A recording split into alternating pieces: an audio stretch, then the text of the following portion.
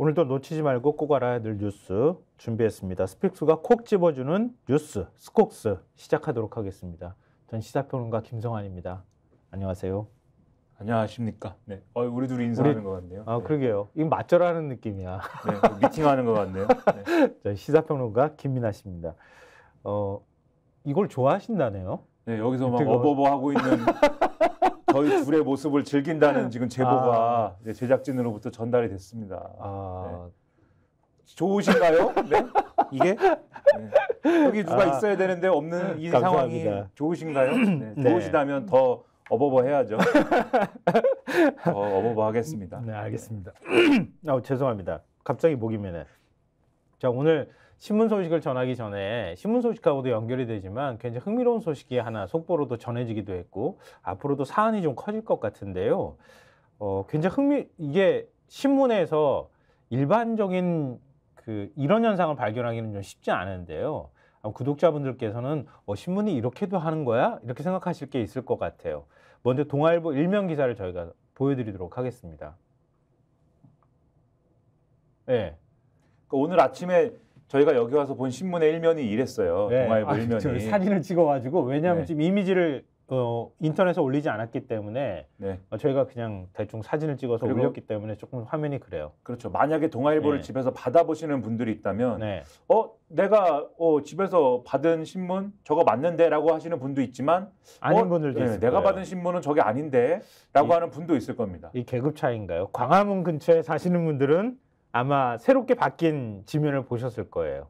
그럴 수 있죠. 흔히들 이제 언론계에서 광화문판이라고 불리는 가장 신문이 마지막 판을 찍었을 때 나오는 신문이 있거든요. 그거는 배달 시간이 걸리기 때문에 광화문 근처에 관가를 중심으로 해서만 신문을 이제 보내줄 수 있거든요. 그러니까 보통 가정에서 배달하는 신문을 보신 분들께서는 저 신문을 아마 보셨을 가능성이 매우 높아요. 근데 그러면은 신문을 어떻게 바꿨는지 한번 보시겠어요? 이게 판가리를 한 다음에 나온 신문입니다. 이게 광화문 판으로 보여요, 보니까. 그러니까 여기서 이제 저희가 얼마나 열심히 노력하고 있는가를 아셔야 되는데 네. 사무실에 와서 본 일면은 저건데 어떻게 바뀐지를 어떻게 알았느냐. 그러니까 얼마나 꼼꼼히 확인을 하고 있는 겁니까? 그럼요. 어떻게 바뀌었는지까지도 다 확인해서 여기서 말씀을 드리고 있는 거예요, 지금. 이렇게 판가리까지 한 걸 설명하는 데는 아마 여기에 스콕스밖에 없을 거예요. 그렇죠. 알아주셔야 되는데 그거를. 네. 다시 그거 지면 좀 보여주시겠어요? 네. 제목을 읽어드릴게요. 사전투표소 8곳에 불법 카메라, 40대 유튜버 수사. 이게 동아일보 단독이라고 해서 마지막 판에 이 기사를 넣어서 판가리를 딱 한 거예요. 이 이슈가 커질 것 같아서 저희가 이 판가리까지 과정까지 설명드리면서 말씀을 드린 건데요. 이 기사 내용만 보시면 제목만 보셔도 좀 아실 것 같은데요. 사전투표소가 설치될 예정인 경남 양산시하고 인천 계양구 또 남동구의 행정복지센터 8곳에서 불법 카메라가 각각 한 대씩 발견됐다고 합니다. 경찰이 그중 일부를 부정선거 의혹을 제기해온 유튜버가 설치한 것으로 보고 추적 중인 것으로 알려졌다, 확인됐다 이렇게 동아일보가 전하고 있습니다. 지금 경남 양산시 행정복지센터에 특정 통신사의 통신기기로 위장한 불법 카메라를 설치한 혐의로 2명을 추적 중이라고 하는데요. 한 명은 수도권에 거주하는 40대 유튜버 A씨로 파악이 됐고 A씨는 평소 사전투표 개표기 조작과 대리투표 의혹을 제기해왔다고 합니다. 경찰은 A씨가 신원불상의 또 다른 한 명과 함께 카메라를 설치한 것으로 보고 이들의 신병 확보에 나선 것으로 전해지고 있다고 합니다. 이 신원불상의 인물도 부정선거 감시 활동을 해왔다고 합니다. 이 경찰은 수도권에 거주하는 A씨가 양산시 외에 다른 지역에서도 불법 카메라를 설치했을 가능성을 배제하지 않고 있다고 하고요. A씨는 평소 또 전국의 여러 투표소를 돌며 유튜브 활동을 해왔다고 합니다. 이거 어떻게 설치했을까? 이게 또 굉장히 궁금하기도 한데요. 아마 뭐랄까요? 행정복지센터라고 하는 곳이 많은 사람들이 들락날락 하는 곳들이잖아요.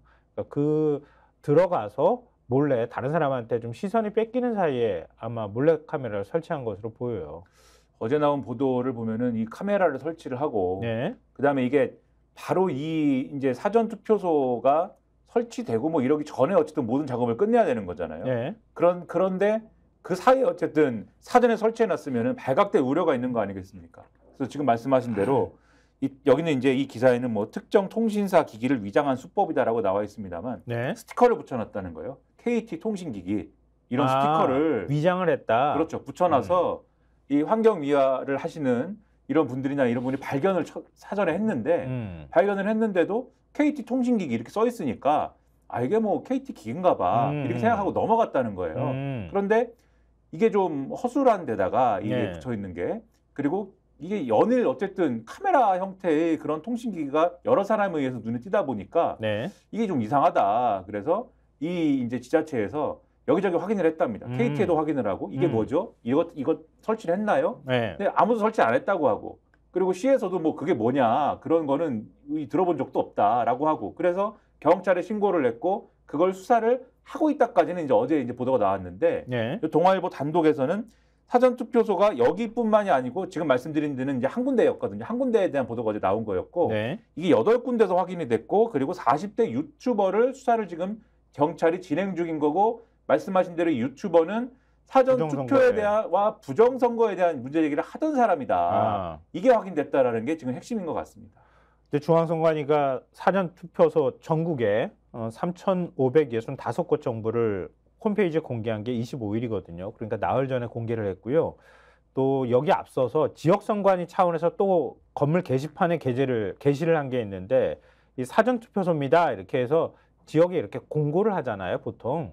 그러니까 앞으로 이제 사전투표소가 될 곳입니다라고 해서 이렇게 붙여놓은 거 그 시점까지 거슬러 올라가면 11일이라고 하거든요. 그러니까 더 추가로 이 지역에서만 8곳에만 지금 발견이 됐는데 8대가 발견됐다고 하는데 이것 말고도 다른 지역에도 이런 식으로 돌아다니면서 설치했을 가능성이 일단 있다. 그렇죠. 이 전체를 다 일제 점검을 해야 되는 상황이다. 이렇게 봐야 될 것 같고요. 선관위 관계자가 이렇게 설명해요. 그러면은 왜 이렇게 사전투표소 입구 쪽이 보이게 카메라를 설치했다고 하는 거잖아요. 사전투표하는 사람 수를 세서 실제 투표자 수와 일치하는지 확인하려 한 것 같다. 이렇게 선관위에서 설명했다 그래요. 그러니까 선거 기간 전까지 여러 차례 불법 카메라 설치를 확인하겠다. 뭐 이렇게 얘기를 하고 있다고 합니다. 그러니까 지금 말씀하신 의도대로면 이 사전투표소를 촬영을 해서 부정선거가 이루어지고 있다라는 증거를 잡으려고 한 거죠, 이 사람은. 한 군데서만 잡혔다 그래도 난리 나는 거잖아요. 그리고 이걸 막 유튜브로 막 방송을 계속 그 실시간 송출을 하든지 뭐 이래가지고 많은 어떤 호응을 얻으려고 한 그런 것이 아닌가 의심이 되는데 문제는 이게 보여주는 정치적 맥락이 또 있다는 거죠. 그렇죠. 그만큼 보수층에는 지금 이 보수 유권자층 특히 이제 좀 극단적인 어떤 그러한 지향을 가진 분들일수록 여전히 사전투표에 대해서는 뭔가 부정선거의 어떤 단초가 될 수 있어 이런 불안감을 갖고 있다라는 건데 그걸 보여주는 어떤 사례로 볼 수가 있는데 그게 국민의힘한테 좋은 상황이냐 그렇지 않다는 거죠. 그걸 고민 끝에 오늘 지면에 반영한 이 기사가 나올 줄은 모르고 아마 반영했을 텐데요. 반영한 신문이 있습니다. 조선일보 5면이에요. 한번 보여주세요. 과거와는 달리 사전투표 독려하는요. 이 기사인데요.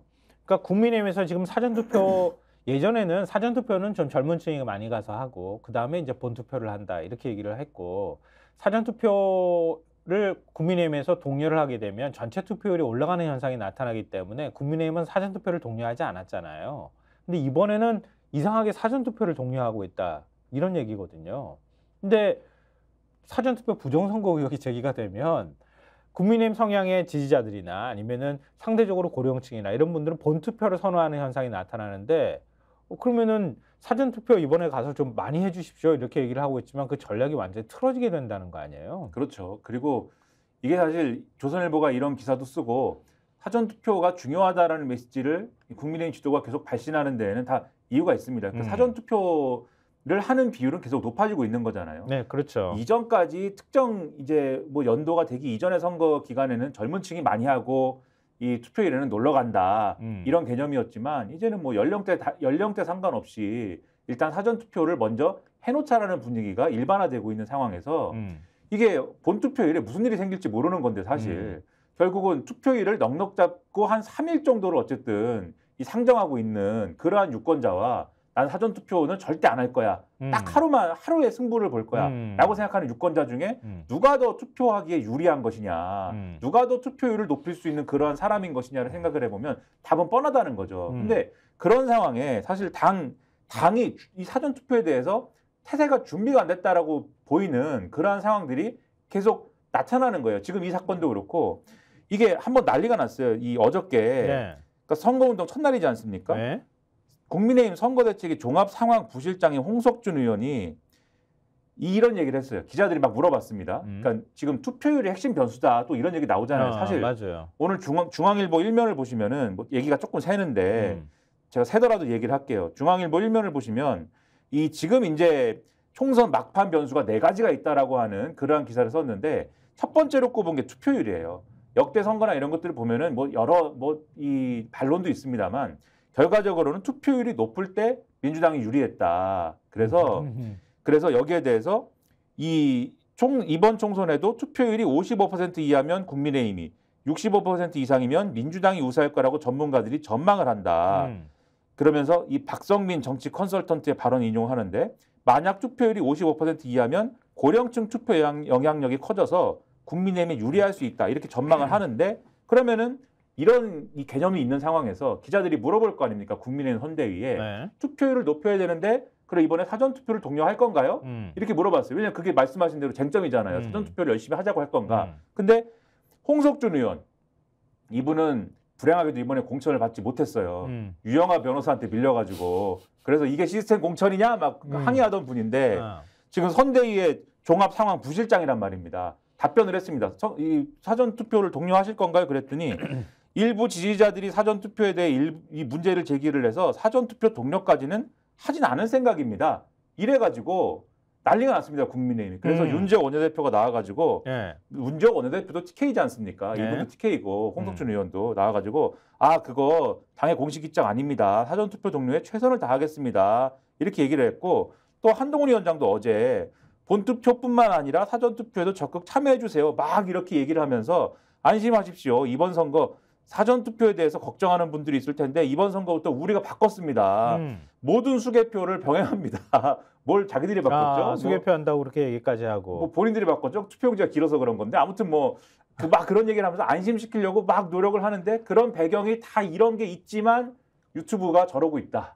네. 그러니까 지금 그 또 기저에 깔려 있는 게 조국 혁신당 돌풍 바람 때문이잖아요. 조국 혁신당이 지금 전체적으로 국민의힘 지지율을 뭐 갉아먹는다고 하기보다는 중도층을 흡수하면서 일종의 국민의 미래를 포위하는 형국이 만들어지고 있다 이렇게 얘기를 하고 있잖아요. 그러니까 민주당에 투표할 수 있는 잠재적 지지층을 완전히 꽉 채우는 형국이죠 지금. 그러니까 국민의 미래가 확장을 못하는 그렇죠. 현상이 나타나니까. 근데 또 조국 혁신당의 2030 세대가 그쪽으로 지지를 잘 안 한다 이렇게 보는 거잖아요. 그러니까 2030 세대는 조국 혁신당 싫어하니까 그럼 결국은 우리한테 좀 표가 오지 않겠느냐 이런 판단에 사전투표를 보통 젊은 층이 많이 선호하니까 사전투표를 많이 가서 적극적으로 해주십시오. 이렇게 얘기하면 우리한테 나쁠 게 없다. 이런 생각을 하는 거 아니에요. 그런 계산도 한편으로 있겠지만 어제 근데 선거운동 첫날이지 않았습니까? 네.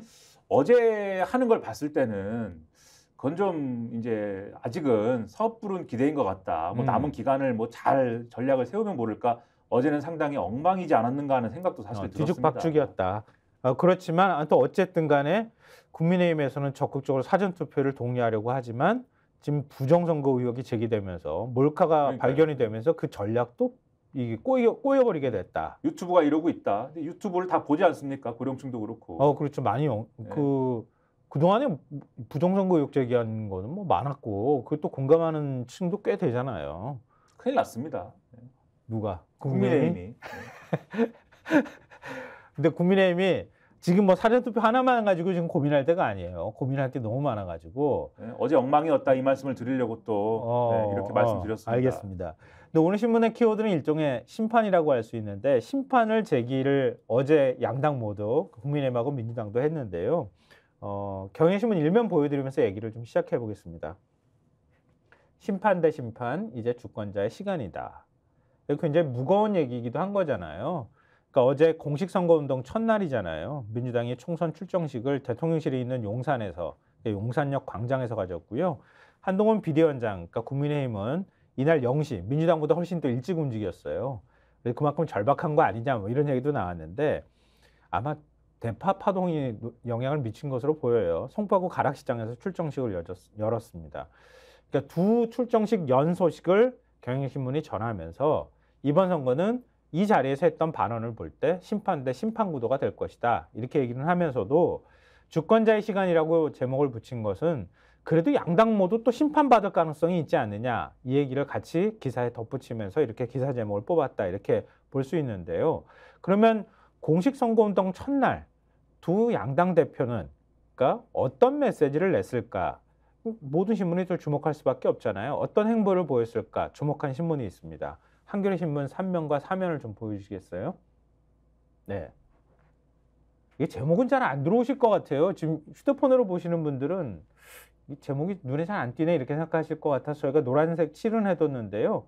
일단 민주 대통령실 앞 용산 출정식 심판열차 승리항의 출발 이재명 대표가 발언했다고 하는 거고요. 한동훈 비대위원장은 입이 거칠어졌다 이렇게 얘기를 하면서 범죄자들 치워버릴 것이라고 발언하며 야당 심판론을 꺼내들었다 이렇게 보여주고 있는데요. 근데 눈에 먼저 들어온 거는 아마 기사 제목이 아니라 사진일 것 같아요. 그렇죠. 민주당의 사진은 하고 국민의힘의 사진이 어떤지 한번 비교해 보시면 어떤 느낌이실지가 궁금해요. 근데 민주당은 아마 이재명 대표 옆에 임종석 전 대통령 비서실장이 서 있는 장면이 눈에 띌 것 같아요. 환하게 웃으면서. 근데 국민의힘 한동훈 비대위원장 장면은 그냥 후보잖아요. 용산에 있는 권영세 후보하고 같이 권영세 후보가 손 들고 있는데 한동훈 위원장이 마이크를 혼자 들고 있는 장면이잖아요. 뭔가 비교가 되지 않으세요? 그렇죠. 그리고 이 기사들하고 같이 배치되어 있는 다른 기사 보시면 이 민주 대통령실 앞 용산 출정식 뭐 이렇게 있는 게 큰 제목이지만 바로 옆에 이제 기사가 또 있지 않습니까? 네. 그 기사 제목이 이재명, 임종석 맞손 개파 넘어 원팀 유세거든요. 그런데 한동훈 비대위원장이 있는 그 기사 하단에 보시면 한동훈 정치를 개같이 하는 사람이 문제 막말 이렇게 돼 있어요. 그래서 입이 거칠어졌다고 얘기를 하는 거예요. 그렇죠. 네. 요게 어제 상황을 단적으로 보여주는 요 장면입니다. 선거운동 첫날에 네. 민주당은 비교적 전열 정비를 하고 그동안에 여러 가지 논란을 낳았던 뭐 개파 간 갈등, 뭐 임종석을 뭐 공천을 주니 많이 뭐 했던 여러 가지 논란들, 것들. 이런 것들을 딛고 어쨌든 전열 정비를 해서 뭔가 국민들 앞에서 이 윤석열 정권과 지금의 여당 어쨌든 심판하겠다는 메시지를 놓고 우리가 하나가 됐습니다. 이런 걸 좀 정리해서 보여준 어떤 순간이었다. 이렇게 이제 본 거고 저 사진의 의미는. 근데 이제 이 지금 여당의 선거 유세라는 거는 물론 사진은 이제 어깨동무를 하고 뭐 이렇게 있습니다만 사실상 한동훈 비대위원장 원톱의 어떤 그렇죠. 시스템에서 한동훈 비대위원장이 여러 가지를 막 집어 던지고 있는 그러면서 막말도 나오고 개 같은 정치 뭐 이런 얘기도 하고 이러면서 좀 정돈이 안 되고 정신없었다라는 걸 좀 보여주는 거예요. 그게 사실 방금 한겨레를 보여드렸습니다마는 이게 사실은 이제 이 한국일보 같은 경우에도 이 제목이 한국일보의 경우에 이 일면 제목이 이렇거든요. 일면 이제 하단 기사 제목이 이랬거든요. 네. 원톱 한동훈 대 명문연합 이재명 여야 대조적 총력전. 그러니까 원톱 한동훈 대 명문연합 이재명. 이게 이제 또 어제 상황을 또 단적으로 보여주는 제목이어서 이런 분위기였다라는 것을 일단 전해드리고 좀 구체적인 얘기를 좀 하겠습니다. 한동훈 위원장 원톱 얘기 계속 이걸 불안하다는 얘기가 나왔었는데 더 바꿀 수가 없나 봐요. 이뇨한 뭐 전 혁신위원장을 국민의 미래 뭐 선대위원장으로 만들어서 같이 하러 뭐 같이 선거운동하면 되지 않겠느냐. 요 정도에서 끝난 것 같은데 보수형 내부에서는 한동훈 약발 다 떨어졌는데 자꾸 원톱 세우기만 하면 이 뭔가 불안하다. 이런 얘기들이 끊임없이 나왔는데 어찌됐든 지금 공직 선거운동 첫날부터는 이런 방식의 선거운동을 하고 있다. 이런 모습이 나타나고 있다. 이런 얘기인데 그러면 한동훈 원톱으로 가도 되겠느냐 이런 의문이 제기되는 것과 관련한 얘기들이 끊임없이 지금 신문에 보도가 되고 있다는 걸 좀 저희가 정리해드려야 될 것 같은데요. 한동훈이 어제 그 부가세 감면 카드를 꺼내들었어요. 그렇죠. 어제 사실 이제 한동훈 비대위원장이 이제 유세에서 한 말들이나 이런 것들을 잠깐 전해드리면 앞서 보신 것처럼 뭐 이재명 대표 그리고 조국 대표 소속 정당 겨냥해서 범죄자 집단이라고 했고 그걸 치우는 게 야당 심판이라고 했고 그 다음에 뭐 감옥에 보내야 된다 뭐 이런 취지의 얘기를 했습니다. 그러니까 지금 이재명 대표나 조국 대표가 3년 너무 길다 이 얘기 하지 않습니까? 네. 윤석열 정권 3년 너무 길다라고 얘기한 거에 대응하면서 두 사람이 유죄 확정 판결 받고 감옥 가기까지 3년이 너무 길다라고 나는 얘기하겠다. 그러니까 받아치는 거잖아요, 이렇게. 그러니까 받아치고 이런 뭐 자기 특기 아닙니까? 한동훈 비대위원장의 받아치는 거. 그것만 하지 말라고 그동안 그렇게 얘기했는데도 불구하고 계속 그러고 있는 거예요. 그렇죠. 이렇게 받아치는 거를 하는데 근데 사실 어제 또 나온 사람이 유승민 전 의원이에요. 지금 한겨레 기사를 제가 좀 설명드리는 건데 유승민 전 의원이 경기 화성 정에 출마한 유경준 국민의힘 후보 지원 유세에 나섰거든요. 근데 그 하고 나서 기자들한테 뭐라고 그랬냐면 2조 심판, 종북 심판, 그러니까 2조 심판이 이재명 조국 심판이죠. 난 무슨 2조 왕조 심판한다는 얘기인 줄 알았어 처음에. 그렇죠. 그런 슬로건 갖고 선거 치르면 제가 강조했던 중도층 표심은 더 멀어질 거다.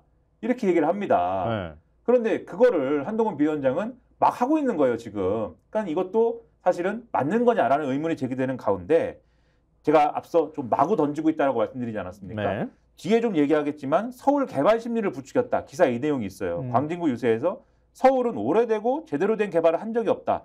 국회 때문에 막혔던 고도 제한 개발 제한을 여의도부터 광진에 이르는 한강벨트에서 모두 철폐할 것이다. 이렇게 주장을 했다. 그리고 남양주 유세에서는 주민 뜻에 따른 서울 편입을 약속을 했고 의정부 유세에서는 경기 분도를 거론을 했다. 네, 뭐 나누고 합치고 난리가 났는데 그런 와중에 동대문구 회기역 유세에서는 이 얘기를 했습니다. 일부 가공식품에 붙는 부가가치세를 절반으로 한시적 인하를 해달라고 정부에 요청했다라는 취지인데 출산, 육아용품과 라면, 즉석밥, 통조림 등 가공식품, 설탕, 밀가루 등 식재료에 대해서 한시적인 부가가치세를 10%에서 5%로 절반으로 인하할 것을 정부 측에 강하게 요구했다. 정부도 긍정적으로 검토할 것을 기대한다. 이렇게 얘기를 했다는 거예요. 그리고 여기에 대해서 기획처 정부 관계자가 지원 효과, 재정에 미치는 영향 등을 종합적으로 고려해서 검토할 예정이라고 말했다. 부가세 조정은 그런데 법 개정 사안이다라는 게 지금 이 한겨레 기사의 내용입니다. 근데 이게 어떻게 이런 얘기가 나왔을까? 가능한 것일까? 이 기재부가 이렇게 얘기하는 게 맞는 걸까? 의문이 막 드는 거죠, 지금. 아, 그러니까 왜 갑자기 왜 나 지금 방송 시작하는데 목이 자꾸 메이고 막 기침이 나고 그러는데 지금 그 여의도부터 시작해서 국회로 옮기고 난 다음에 한강벨트, 광진은 너무 멀지 않아요, 여의도에서? 남양주는 더 먼데. 그렇죠. 뭐 모든 걸 개발을 하고 남양주는 이제 서울 시켜주겠다. 너 서울 시켜줄게. 남양주는 뭐 그냥 김포도 시켜주고, 네, 구리도 시켜주고, 네, 다 서울 시켜주고. 그런데 경기도는 남북으로 분도한다.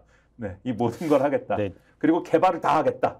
네. 선거에서 이렇게 불리해지면 이런 현상들이 보통 나타나잖아요. 진짜 막 던지는 현상들이 나타나는데, 근데 막 던지고 난 다음에 뒷감당이 가능하겠는가 이런 생각이 들고, 뭐 얼마나 현실 가능한가도 문제고. 근데 지금 그 부가세 감세 카드는 과거 일본에서 부가세 감세 카드 아베가 꺼냈다가 아주 난리 나고 그랬었던 거잖아요. 그러니까 소비 촉진을 위해서 너무 경기가 침체돼 있으니까 부가세를 뭐 예를 들면 15% 걷던 거 10% 걷겠습니다. 뭐 9% 걷던 거를 뭐 더 내려주겠습니다. 이런 식의 공약들이 나온단 말이에요. 근데 일종의 이제 소비 촉진 효과를 나타내기도 하고 거꾸로 말하면은 가격 부담을 좀 줄여주는 것이기도 하잖아요. 근데 굉장히 예민한 문제잖아요. 이걸 그렇죠. 그냥 막 던지는 거야, 그냥. 그것도 5%를 깎아주겠다고. 예를 들면은 부가세를, 그러니까 저는 1차적으로 이 얘기 듣고 의문이 든 게 부가세를 그러니까 깎아주겠다라는 취지가 지금 고물가에 의한 서민의 부담을 지금 줄여줄 수 있다라는 취지로 지금 얘기하는 거잖아요. 그렇죠. 그 대책으로 내놓는 거잖아요. 그래서 뭐 기저귀나 뭐 그렇죠. 생필품에 해당 라면이나 이런 거 깎아주겠다는 거잖아요. 근데 그러면은 부가세를 예를 들면 지금 얘기할 내용을 제외하고 제가 말씀드리면 부가세를 10%에서 5%로 깎으면 제가 당장 먹는 라면이 예를 들면 하나에 예를 들면 뭐 700원이다라고 치면 부가세 10%를 5%로 반을 깎아줬으니까 그러면 라면이 단 몇십 원이라도 당장 이 깎아준 다음 날 가격이 내립니까? 저는 그게 궁금해요. 왜냐하면 700원에 10%가 붙어 있으니까 770원이라 치면 770원에 70원에 35원을 빼면 735. 아니 원래 770원이었다 치면 735원이 된다는 거잖아요. 근데 그거라도 가격이 내리냐라는 거예요. 왜냐하면 이 말씀 왜 드리냐면 부가세를 우리가 그 상품을 결제하면서 부가세를 그 자리에서 정부에 납부하는 게 아니잖아요. 가게가 자기들이 다 우리한테 상품을 판 다음에 이 사업자가 자기들 매출 신고하면서 부가세를 내는 거잖아요. 그러니까 사실은 상품 가격이라는 거는 그 사업자가 결정하는 거지 않습니까? 그러니까 부가세를 내렸다는 거는 이 자영업자가 정부에 낼 세부담이 줄어드는 효과일 수는 있어도 당장 제가 상품을 사는 상품 가격에 당장 반영되는 건 아니지 않습니까? 아니요, 할 수 있어요. 정부에서 부가세 다 확인할 거야. 무조건 5% 빼는지 안 빼는지 확인할 거야. 너 어차피 세금 5% 깎이잖아. 뭐 이렇게 나오면 다 내리긴 하겠지. 그 이제 그것도 이제 저는 웃기고 그렇게 추가적으로 할 거냐 그것도 웃기고 그리고 이제 부가세라는 게 사실 정부의 3대 세수의 원천인데 그럼요. 소득세, 법인세, 부가가치세인데 이거는 성경부터 시작하는 거야. 그렇죠. 이 부가가치세를 10%인 상황을 지금 일부 품목에 한정한 거지만 반을 깎아준다라는 건 엄청난 세수 부담이 되는 거거든요. 근데 그거를 함부로 이렇게 선거 앞두고 한다고 했을 때 기재부가 검토할게요라고 얘기할 수 있는 거냐 과연. 그게 이상하다라고 쓰는 이 신문이 있습니다. 동아일보 일면 보여주세요. 네. 한 부가세 10%에서 5%로 내려주겠다고 하는 얘기와 함께요. 제목에 총산업 감세카드 논란이라고 되어 있습니다. 대통령실에서 기재부에서 검토할 예정이다 이렇게 밝혔다는 것까지 소제목에 달려있긴 한데요. 내용은 사실은 반대라고 봐야 되는 거죠. 기재부에서 이거 다 기재부 입장에서는 이건 마땅치 않은 얘기잖아요. 그렇죠. 그래서 이 기사를 보시면은 이렇게 표현이 되어 있습니다. 사과, 대파 등 고물가 문제가 여당의 총선 악재로 작용하고 불리한 판세가 나아지지 않자 부가세 인하 카드를 들고 나선 것이다라고 해설을 하는데 경제 전문가들은 일부 품목에 대해서만 부가세율을 내려준 방식이 전례가 없고 법개정사 아니라 야당의 동의가 있어야 된다라면서 생필품 부가세를 절반 인하하면 세수 감소폭이 조 단위에 달할 수 있다라고 지적했다라고 돼 있습니다. 맞아요. 이 기사가 이제 뒤에까지 이어지는데 뒤에 이제 동아일보 4면의 일 보시면은 부가세 인하 반대하던 기재부 한 요청에 검토 이렇게 돼 있어요. 네. 이어지는 기사인데 이 얘기에 대해서 기재부는 일단 검토하겠다는 입장이다라고 돼 있지만 하지만 기재부는 그동안 여당이 고물가 대책으로 생필품에 대해 부가세를 한시적으로 내리는 방안을 정부에 건의했을 때 부정적인 의견을 내비쳤던 것으로 전해졌다. 이렇게 돼 있어요. 지난해 국세가 60조 원 넘게 덜 거치는 등 세수 부족으로 비상에 걸린 상황에서 추가적인 감세안이 재정에 무리를 준다는 이유에서다. 이렇게 돼 있고 그래서 이 때문에 불리한 선거 판세를 뒤집기 위해 조 단위 세수 감소가 발생할 수 있는 부가세 절반 인하 문제를 성급하게 던진 포퓰리즘이다라는 논란이 일고 있다. 그렇게 좀 지적이 돼 있고 일단 그럼 기재부가 뭘 하고 있느냐? 기재부는 우선 음식업자들이 내는 부가세를 토대로 생필품 부가세가 얼마나 거치나 살펴보고 있다. 가공식품, 식재료 등을 주로 구매하는 음식업자들은 연 3, 4조 원 규모의 부가세를 낸다. 그러면 이에 따라 생필품 부가세를 절반으로 깎아주면 연간 세수 감소폭은 조 단위에 달할 것이다라는 관측이 그래서 나오는 것이다.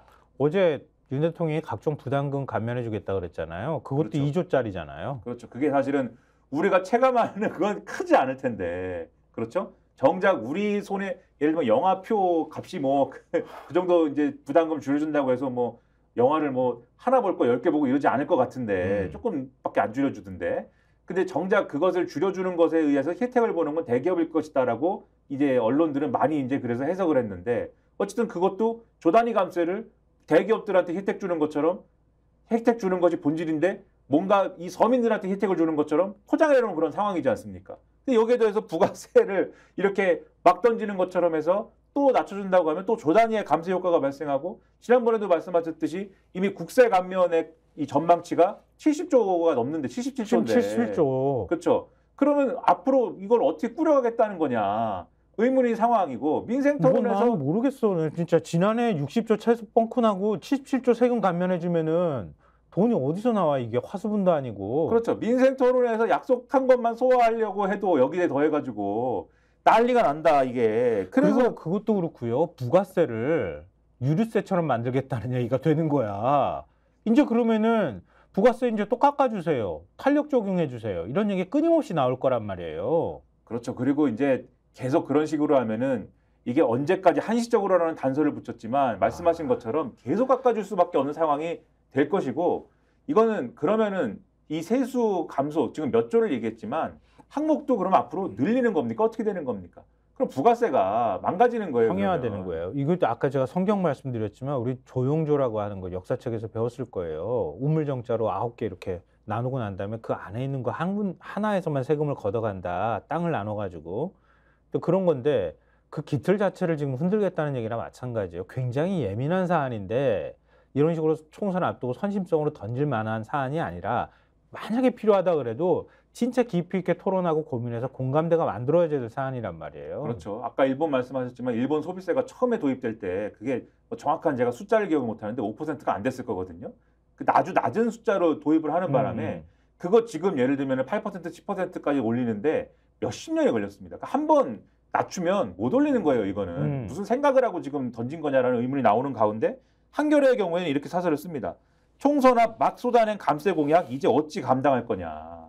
제목이 이거예요. 그래서 지금까지 감세 약속한 거를 쭉 설명해 놨습니다. 지난해 말 주식 양도 차익에 과세하는 대주주 기준을 보유액 10억에서 50억 원으로 올렸는데 이에 따른 세수 감소가 연간 7천억 원 가량에 이를 것으로 추산된다. 내년부터 시행 예정인 금융투자소득세도 폐지를 추진하겠다고 했다. 국회 예산정책적 추계로 2025년 8천억 등 2027년까지 3년간 세수가 4조 328억 원인 세금이다. 그리고 이거와 더불어서 가업 상속공제 확대 방침을 밝힌 등의 감세안에 덧붙여 앞서 말씀하신 9개 법정 부담금 중 32개를 폐지하거나 감면해서 2조 원가량 줄이겠다고 했고 이를 모두 반영해 7월 말 세법 개정안을 마련하면 정부 수익 감소 규모는 법인세, 종부세 감세를 쏟아부은 윤석열 정부 1년차 세제 개편안에 버금가는 규모가 될 수도 있다. 그 외에도 민생토론회에서 약속한 수도권 교통격차 해소, 국가장학금 확대, 원전개발 지원, 제2대동연구단지 건설, 연구단지 건설 다 약속했는데 이게 다 30조 4조 원, 3조 4,500억 원 이러면 쓸 곳은 많은데 세수를 줄이고 게다가 건전재정까지 하겠다면서 재정적자를 줄이겠다라고 하면 길은 하나뿐이다. 기존 지출 가운데서 줄이는 것이다. 올해 관리재정 수지 적자 비율을 3% 이내로 맞추느라 연구개발 예산을 마구잡이로 삭감한 것과 같은 사태가 재현될 게 뻔하다. 이렇게 얘기를 하고 있는 거예요. 그러니까 말이 안 되는 거를 약속을 하면 지키지 않아도 문제지만 지킨다고 일부라도 지킨다고 했을 때 결국 그 후과가 다른 데 예산을 다 줄이는 걸로 돌아올 수도 있다는 거를 우려할 수밖에 없는 겁니다. 지금. 그러니까 정부가 세수를 걷어들여서 정부도 돈을 쓰는 주체잖아요. 가장 큰 돈을 쓰는 주체잖아요. 그러니까 재정정책이라고 하는 게 중요하다고 얘기하잖아요. 근데 돈을 걷어들일 방법은 마땅치 않은데 돈을 막 쓰겠다고 하는 것도 문제지만 돈을 걷어들여야 되는데 안 걷어들이겠다고 하는 것도 그것도 굉장히 큰 문제가 되는 거고. 그러니까 국민들을 위해서 물가 안정을 위해 노력하는 건 참 가상하고 좋고 환영할 만한 일이지만 이게 나중에 가서 더 큰 후과로 돌아온다고 하면 안 하는 일만 못하는 일이 될 수 있잖아요. 그렇죠. 그러니까 굉장히 정부는 신중해야 하고 특히 집권 여당은 더 신중하게 뭔가의 정책 대안이나 이런 것들을 내놔야 되는데 급하다고 마구 던져버리는 이런 현상들이 지금 나타나고 있다고 하는 거예요. 검사라서 그런가? 갑자기 또 화가 나네. 그래서 한겨레 어떤 논설위원은 생닭을 연상을 했나 봐요.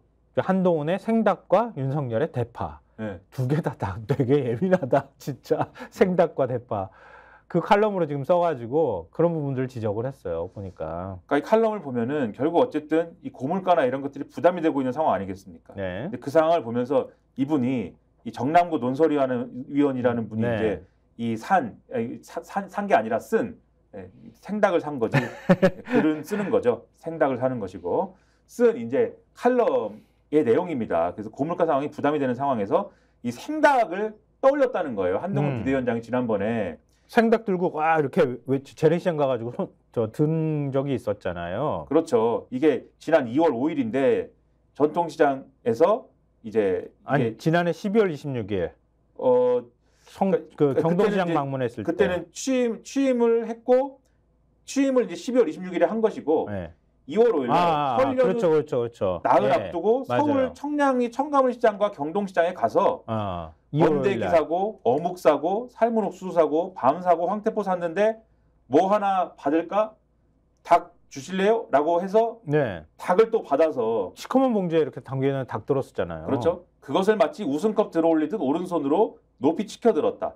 떠나려는 차에 타고서는 비닐봉지에서 거의 꺼내 보이며 사진 촬영에 응했다. 그래서 사실 지면에는 그 사진이 없지만 인터넷판에 보면은 그 사진이 이제 있습니다. 한동훈 비대위원장이 이렇게 들고 있는 그 사진이 생닭 이렇게 검은 봉지. 근데 그거를 이제 왜 떠올렸냐라고 하면은 이제 이 정권이 지금 어쨌든 민생이라든가 물가라든가 이런 것들에 대해서 신경 쓰지 않고 있다가 최근에 이게 어쨌든 총선의 악재로구나. 라는 것을 일단은 깨달은 것처럼 보인다는 거래요. 근데 그러니까 그때 그 생닭 들고 있을 때 이제 물가 챙기려는가 보다. 이게 기대를 했는데 알고 봤더니 물가를 하나도 안 챙기더라. 그렇죠. 그런데 그러더니 뒤늦게 또 물가 챙긴다고 이런다. 깨달은 것처럼 보였는데 윤석열 대통령이 민생 토론회를 하는 걸 보니까 정부가 발표하는 거는 감세에다가 개발이더라.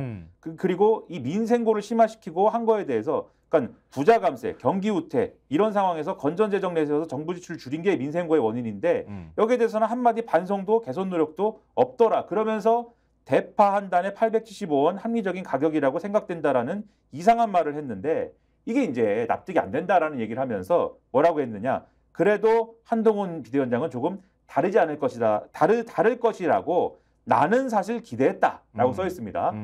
머리 좋다는 그가 핵심 원인을 모를 리 없다고 봤다라고 했는데 그러나 그렇죠. 그러나가 나와야겠죠. 여기서 글의 흐름상. 그러나 그가 총선을 2주 남겨둔 27일 기자회견을 열어 국회를 세종으로 이전해서 세종을 정치행정 수도로 완성하겠다라고 말하는 것을 보고는 기대를 완전히 접었다. 그가 정작 강조하려던 것은 국회가 사라진 여의도를 금융, 문화 중심 메가시티가 되도록 적극 개발하는 것이었기 때문이었다. 민생의 민자도 그의 머릿속에는 입력돼 있지 않았던 것이다. 그는 윤석열 대통령의 정치적 경호실장에 지나지 않았다. 이렇게 얘기를 하면서 생닭 얘기로 이 글을 끝냅니다. 한 위원장이 생닭을 사서 지켜든 그날 영상을 다시 본다. 이런 소리가 자꾸 귓전을 때린다. 내가 생닭을 샀다. 웃기면서 슬프다.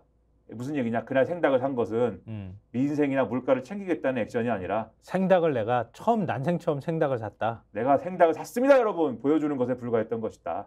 다른 메시지가 아니었던 것임을 다시 한번 확인하고 깨달았다. 내가 그때 오해했네. 그때 생닭 사서 민생 문제에 관심 가질 줄 알았더니 알고 봤더니 그냥 생닭을 샀더라. 참 어떻게 보면 뼈 아픈 말이구나 이런 생각이 드는데요. 그럼 한동훈 위원장이 국회 세종시 이전을 발표를 했잖아요. 깜짝 발표하고. 그러니까 이 정남고 논설위원회의 실망 포인트잖아요. 그게. 세종시 그러니까 민생책일 줄 알았더니 그렇죠. 전혀 관계없는 개발 공약 같은 세종시 이전 문제를 얘기를 꺼내더라. 그렇죠. 실망스럽다 이런 얘기인데. 앞서 말씀드렸지 유세 현장에서도 이걸로 서울을 다 개발할 수 있는 것처럼 얘기를 하고 정작 국회를 세종시로 이전하는 게 뭐가 좋은 건지는 얘기가 없어요. 개발을 다 할 수 있다는 것만 하지. 역시 오늘도 신문들이 계속 어제 저희가 사설 내용도 다 전해드렸잖아요. 오늘 신문들도 역시 계속 이 후속 기사들을 쓰고 있습니다. 경향신문 3면 보여드릴게요. 국회 세종 이전 그때는 틀리고 지금은 맞다? 이렇게 물음표를 달아서 보도를 했고요. 그 밑에 야권에선 대통령실 사법기관도 옮겨야 지금 판을 오히려 거꾸로 키우고 있다 이런 얘기예요. 어제 저희가 전해드렸던 내용하고 같은 맥락이에요. 그러니까 오히려 세종시 이전에 저작권은 그 노무현 대통령한테 있다고 봐야 되는 거고 그 다음에 민주당에서는 계속 행정수도 이전 문제를 거론해 왔던 거잖아요. 특히 이제 결국은 2004년 헌재 판단으로 관습법이라는 이유로 수도를 이전할 수는 없는 상황이 되어버렸으니까 그때 이제 결국 신행정수도라고 하는 개념이 생겼고 그리고 난 다음에 대통령실은 청와대 그대로 있으니까 지금은 옮겼지만 용산으로 갔지만 국회라도 옮기는 게 좋겠다. 각각 기관들은 내려보내지만 지역으로 국회를 옮기더라도 이게 또 2016년에 총선 때 국회를 옮기겠습니다라고 하니까 당시 2016년엔 새누리당이죠. 선거 때는 카나라당에 시작해서 그 당명을 바꿨으니까 이거 막 반대를 했단 말이에요. 위헌 때문에 안 된다. 못 간다. 이렇게 얘기하니까 민주당이 2020년 총선 때 그러면은 단계적으로 이전하겠습니다. 그렇게 했을 때도 국민의힘이 안 된다. 이거 위헌이다. 이렇게 했었잖아요. 그런데 선거 2주 앞두고 난데없이 한동훈 위원장이 이거 우리가 이전하겠습니다. 이렇게 돼버린 거 아니에요. 거기에 대한 가타부터 설명도 없이. 그렇죠. 그리고 이제 이런 과정에 대해서 그러니까 지금 말씀하신 것처럼 그런 과정에 대해서 얘기하지 않고 한동훈 비대위원장이 마치 이제 자기들이 이제 처음 얘기하는 것과 같은 느낌으로 처음 얘기한다고는 얘기 안 했으니까 그런 느낌으로 얘기한 거에 대해서 몰랐을 거야. 자기는 새로운 일이었을 거야. 이렇게 얘기한 거에 대해서 앞서 말씀하셨듯이 야당 입장에서는 그러면은 대통령실도 옮기자 아예 우리 원래 생각대로 묻고 더블로 가. 그렇죠. 다 옮겨버리자 이제 원래 우리 생각은 원래 우리가 원했던 버전은 대통령실을 완전히 다 옮겨가지고 명실상부한 행정수도 예를 들면 미국으로 치면 워싱턴 DC나 그러니까요. 호주로 치면 캔버라라든지 이런 데처럼 만드는 거 아니냐. 그게 아니 진짜 날림으로 용산을 가버리는 바람에 용산에 지금 공간이 부족해서 국방부가 건물을 더 짓고 있어 거기다가. 그렇죠. 너네 건물 내놔. 그러고 그렇죠. 뺏어버려가지고. 옮겨버리자라고 했더니 한동훈 비대위원장이 하나씩 하자. 대통령실 이전은 추후 생각할 문제고 지금 얘기할 단계는 아니다라고 얘기를 했다라고 기사에 되어 있습니다. 그리고 기사에서 뭐라고 했냐면 이 경향신문 기사에서 한동훈 위원장이 세종시를 미국의 워싱턴 DC처럼 진정한 정치행정의 수도로 완성되게 할 것이다라고 이 국회를 세종시로 옮기자고 하면서 얘기를 했는데 방금 말씀드렸잖아요. 대통령실은 추후 생각하자고 이전에 대통령실 이전은 워싱턴 DC에 백악관이 없는 셈이다. 이렇게 얘기를 했어요. 여기에 대해서 경향신문이. 그러니까는 국민의힘과 대통령실은 아직 대통령실 이전에 대해서는 조율하지 않은 것으로 보인다. 이렇게 평가를 하고 있는데 이게 또 이 약속까지 못하는 이유가 있습니다. 이게 굉장히 가시 같은 얘기예요. 이거 다 원래 기자가 들었다고 해가지고 안다고 다 쓰는 건 아니잖아요. 이거 관련해서 지금 뒷얘기들이 계속 전해지고 있어요. 대통령이 경로했다는 얘기가 또 있어, 이것 때문에. 경로를 했다. 왜냐하면 세종시 이전 문제를 공약으로 전격적으로 발표했잖아요. 기자회견 예고하자마자 사실 발표한 거잖아요. 예고하기 직전에 대통령실에 또 알려줬다는 얘기가 있어요. 그거를 아마 맥락상으로 담고 있는 내용인 것 같아 보니까. 왜 자꾸 패싱을 할까요? 우리 소중한 대통령님을.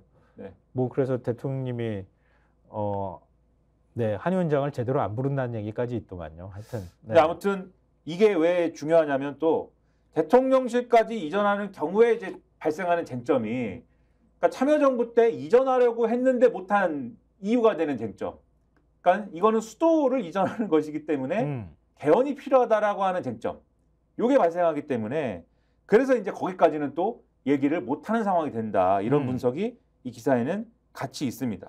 그래서 이런 부분까지도 이제 얘기할 수 있고 그다음에 마찬가지의 얘기가 동아일보에도 기사로 돼 있어요. 동아일보의 경우에는 야가 뭉갰다는 여 4년 전 법안 반대 공약 원조라는 야 적극 추진 안 해. 뭐 이렇게 돼 있는데 양쪽 다 뭐 이거는 비판하는 내용이긴 하니까. 그렇죠. 근데 이게 이제 타임 테이블이 잘 정리가 돼 있는 것 같아요. 그러니까 분명히 이제 최근 상황과 관련돼서 계속해서 민주당이 이 국회를 이전하자라고 했다라는 거는 요구했다. 그렇죠. 이 기사에서도 확인이 돼요. 맞아요. 민주당이 국회를 이전하자고 했고 근데 그때마다 보수 정당이 반대를 해서 그러면 일부라도 이전을 하자라고 해서 법안이나 이런 것들을 발의하고 추진을 했고 그런데 거기에 대해서 국민의힘이나 이 보수 정당은 뭐 자기들끼리 싸우기도 하고 왜냐하면 충청권 의원들은 또 그래 이전합시다 뭐 이렇게 나온 예도 있고 한데 자기들끼리 싸우기도 하고 했지만 국면마다 뭐 위헌 소지가 있다든지 등등을 해서 반대를 했고 그러다 보니까 사실 또 민주당 내에서도 적극적으로 추진하기 어려운 상황들이 있었던 때도 있었고 그렇지만 어쨌든 지난번에 언제입니까? 이 김태년 원내대표가 약속을 하면서 또 급진전된 부분이 있는 거잖아요. 2020년에 네, 당시 맞아요. 여당이던 민주당이 국회 세종시 완전 이전 카드를 다시 던졌는데 그때도 사실 11월 달에 주호영 원내대표가 2004년 10월 신행정수도법 위헌 결정을 근거로 국민동의가 필요하다는 점을 들어서 국회를 몽땅 옮기는 거를 찬성할 수 없다라고 주장한 거예요. 네. 그리고 그때 민주당이 그러면 본회의장을 상임위하고 분리하면 된다라고 얘기했지만 그거에 대해서 국민의힘은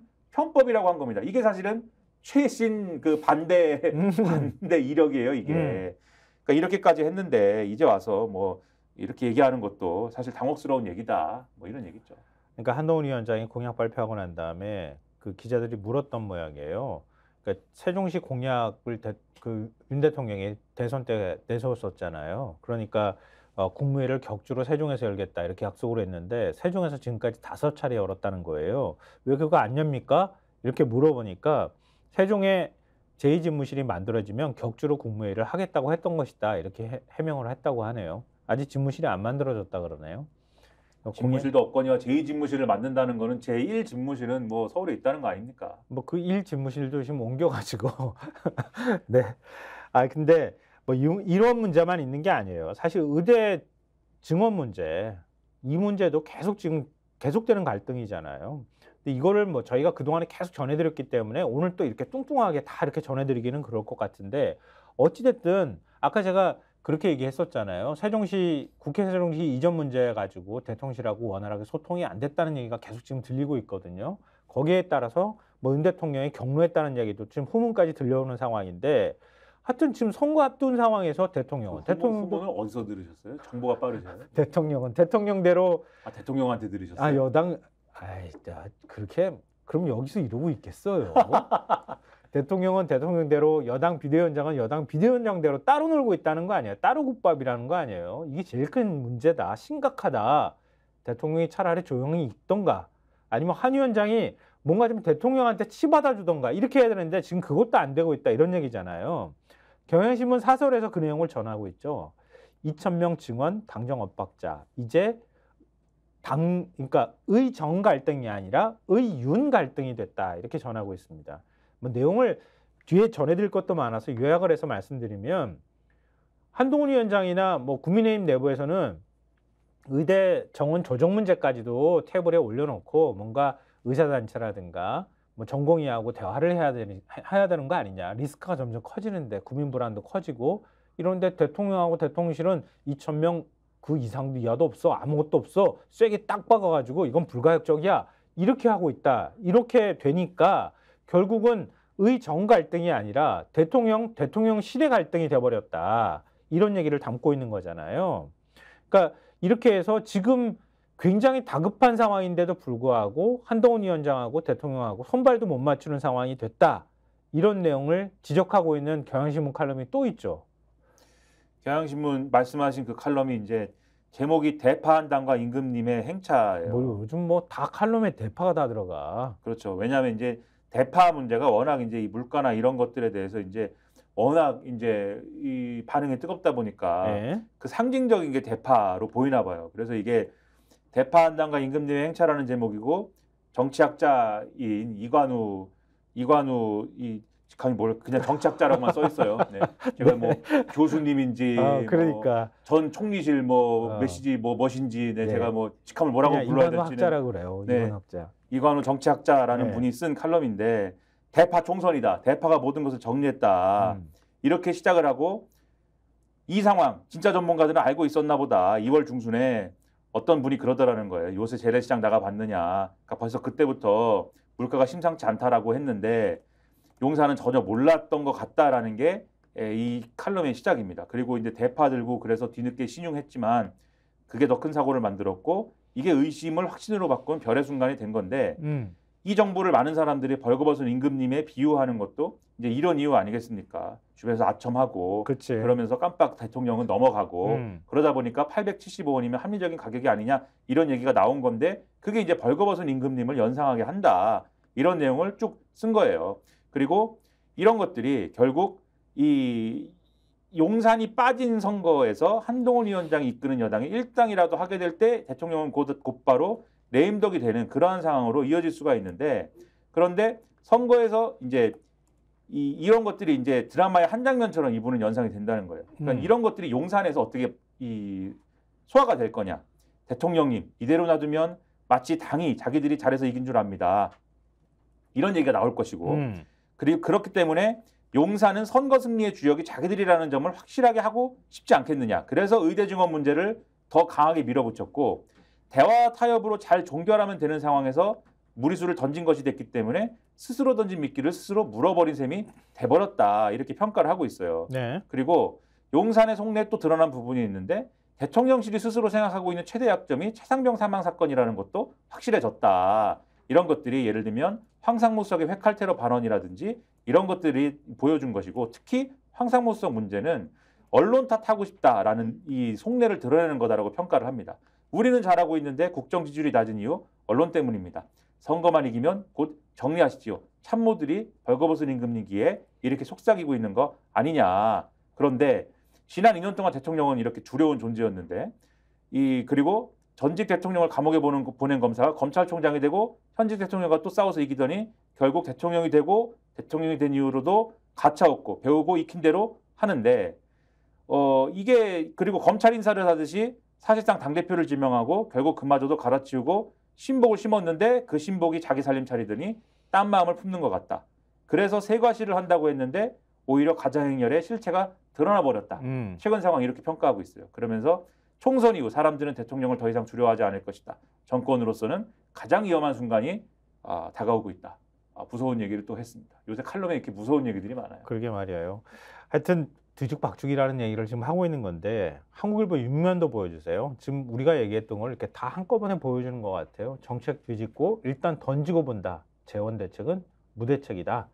24차례 민생 실효성 의문, 민생 토론회 24차례 한 것에 대해서 이렇게 조목조목 지적하는 이런 내용이 있고요. 그 아래 기사에 제목이 보이실지 모르겠지만 내년도 건전재정 기조 유지라는데 청구서 받을 기재부는 지금 소갈이 하고 있다. 이런 내용입니다. 이 기사에서 딱 3개 짚었어요. 첫째, 네. 정책 일관성이 없다. 지금까지 민생토론에서 주장한 거.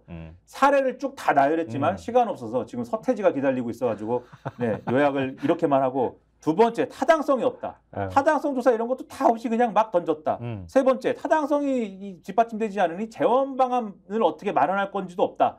민간 투자나 이런 거 얘기하지만 민간 투자 시키면 투자하는 거냐. 네, 이런 거 다 지적하고 있고 이렇게 막 던지는 이유 결국 뭡니까? 선거 앞두고 그냥 꺼내드는 얘기 아니냐. 국민들 다 알고 있어요. 그렇죠. 만약에 여기에 반응했다 그러면 아마 대통령 지지율 많이 올라갔을 거예요. 그렇죠. 꼼짝없 묘지부동이잖아요. 묘지부동이고 그러면 이렇게 막 던지는 가운데 정말 또 국민들이 정말 주시하고 있는 그런 한 명의 인물이 있죠. 그렇죠. 이종섭 호주 대사. 런종섭 씨에 대해서. 아니 백종섭이라니까. 네. 다시 돌아와서. 네. 도대체 어떻게 되고 있느냐. 네. 경향신문 5면에서 관련 기사를 전하고 있습니다. 한번 보여주세요. 국방산업장관 없이 개회식, 이종섭 체류기간 등 묵묵부답 이렇게 된 건데요. 이게 무슨 얘기냐면은 그동안에 이제 개별적으로 면담하듯이 방산회의 참석차 들어왔다 그래 놓고 방산회의는 안 열리고 면담만 하고 있느냐 뭐 이렇게 얘기가 나왔는데 결국 합동회의가 열리긴 열렸대요. 열렸는데 전체 참석자가 모이는 합동회의가 지금 공관장회의가 시작된다고 했던 25일 이후에 벌써 나흘이나 지나서 열린 거잖아요. 6개국 주재 대사가 참석을 했는데 근데 신원식 국방부 장관은 수틴 클랑생 태국 국방장관과 면담하는 일정으로 안덕근 산업부 장관은 창원 국가산업단지 방문 일정으로 개회식에 참석하지 못했다 그래요. 두 사람이 방산 산업에 대해서 제일 핵심 인물이라고 할 수 있잖아요. 두 장관이.